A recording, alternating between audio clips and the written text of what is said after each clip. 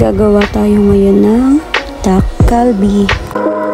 Dak galbi ay isa sa mga Korean dish na natikman kong gustong-gusto ko nung nasa Seoul ako. Ito yung highly recommended nila na food pag nasa Nami Island tour ka.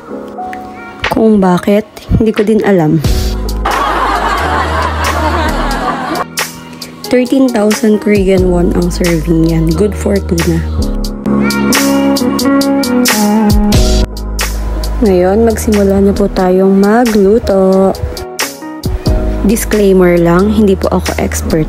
Ang recipe po na ito ay nakita ko lamang kay Maang Chi. At nung ginawa ko ito ay kalasa talaga ng dak galbi na natikman ko sa Nami. Bale, ito po lahat ng ingredients. Paki-screenshot na lang para ma-save po ninyo.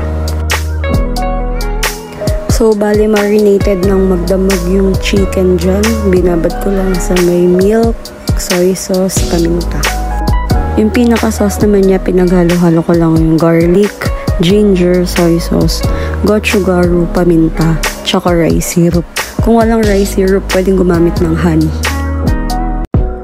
Dahil wala naman tayong grill pan, so pang Pinoy na kawali ang gagamitin ko.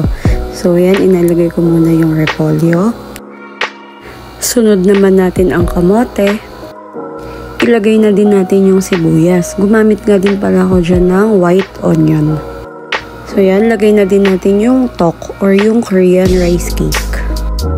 Tapos, lagay na natin yung pinaghalong sauce na ginawa natin kanina at saka yung chicken. Yan, bali ganyan magiging itsura niya bago natin apoyan. So wala pang apoyan ha. Nilalagyan yan ng perilla leaves, kaya lang wala namang available dito. So yan na lang siya.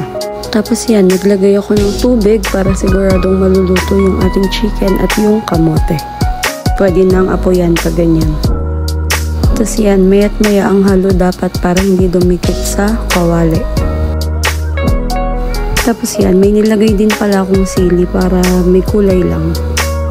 Mahinang apoy nga lang din pala yung gamit ko dyan. After 15 to 20 minutes, ganito na itsura niya. Sipagan lang sa paghalo para hindi siya dumikit.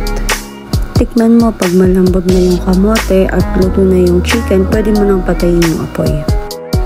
Yun lang yung hindi ko matansya dito palagi kasi nasusobrahan ako ng sabaw or pinaka-water na nilalagay ko.